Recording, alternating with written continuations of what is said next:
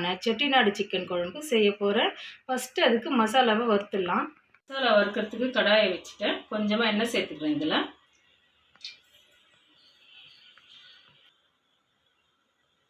கொஞ்சமாக சோம்பு சேர்த்துக்கலாம், கொஞ்சமாக சீரகம், கொஞ்சமாக மிளகு, கொஞ்சமாக தனியா, ஒரு 5 காஞ்ச மிளகாய் சேர்த்துக்கலாம். இதில் கல்பாசியும் பட்டையும் ஒன்று சேர்த்துக்கலாம். கருவேப்பிலையும் கொஞ்சம் சேர்த்துக்கலாம்.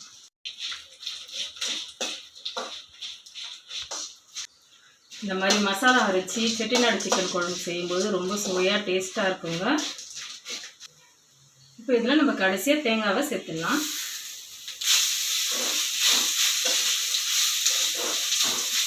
பொன்னிறமாக வறுத்தாச்சு. இது ஆறட்டும், நம்ம மசாலா அரைச்சிடலாம்.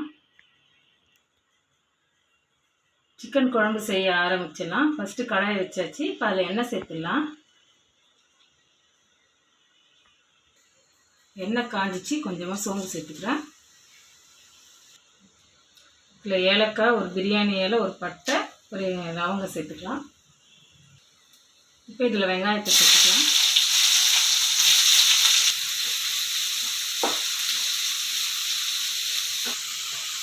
வெங்காயம் இந்த அளவுக்கு வதங்கினோடனே நம்ம கருவேப்பிலை சேர்த்துக்கலாம். இதில் மிக்ஸ் பண்ணி வச்சுக்கலாம். இதில்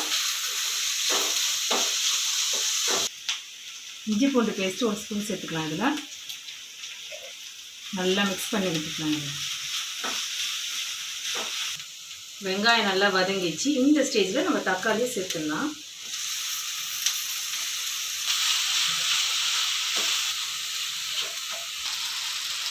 இதில் இப்போ ஒரு ஸ்பூன் தனி மிளகாய் தூள் சேர்த்துக்கலாம், ஒரு ஸ்பூன் தனியாத்தூள் சேர்த்துக்கலாம். இதை நல்லா மிக்ஸ் பண்ணி விட்டுக்கிறேன். நம்ம ஏற்கனவே தனியாவும் மிளகாவும் வறுத்து வச்சுருக்கோம் அரைக்கிறதுக்கு. அதை சேர்க்கும் போது காரம்லாம் கரெக்டாக இருக்கும்.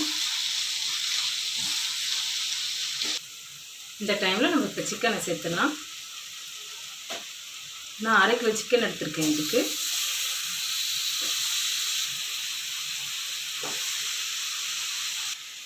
இதுக்கு தேவையான உப்பு சேர்த்துக்கலாம். இப்போ நல்லா மிக்ஸ் பண்ணி விட்டுக்கலாம். கொஞ்சம் நேரம் இது நல்லா வதங்கட்டும். சிக்கன்லேயே தண்ணி விட ஆரம்பிக்கும்.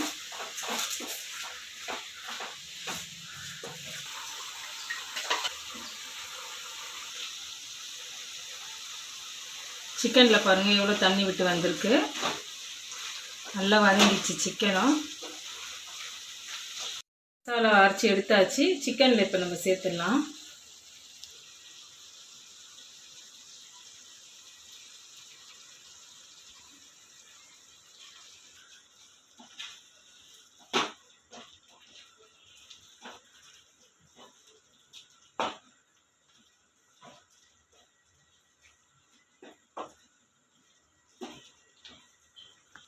கொஞ்சமாக தண்ணி சேர்த்துக்கிறேன். இப்போ நல்லா மிக்ஸ் பண்ணி விட்டுக்கலாம். இதை நல்லா கொதித்து வரட்டும்.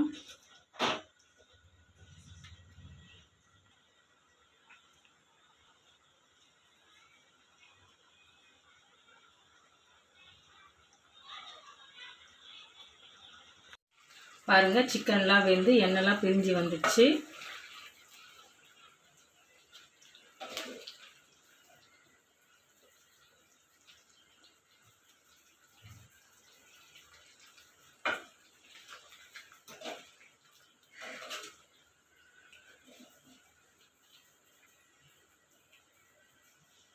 இந்த ஸ்டேஜில் மேலே கொஞ்சமாக கொத்தமல்லி தூவிட்டு கேஸ் ஆஃப் பண்ணிக்கலாம்.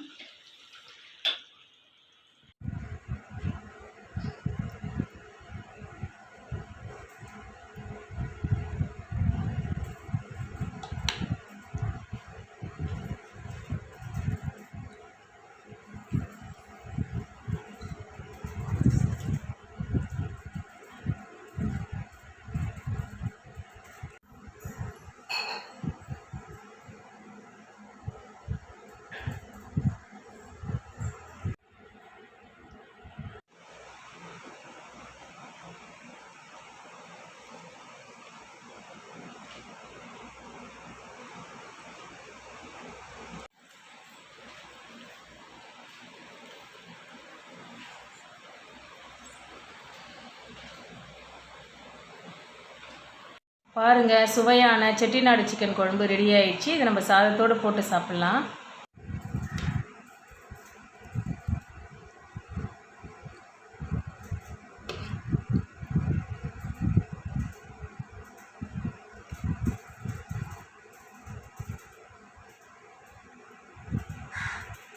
சுட சாதத்தில் போட்டு சாப்பிடும்போது ரொம்ப டேஸ்ட்டாக நல்லாயிருக்கும். இந்த ரெசிபி உங்களுக்கு பிடிச்சிருந்தால் லைக் பண்ணுங்கள், ஷேர் பண்ணுங்கள், சப்ஸ்கிரைப் பண்ணிக்கோங்க.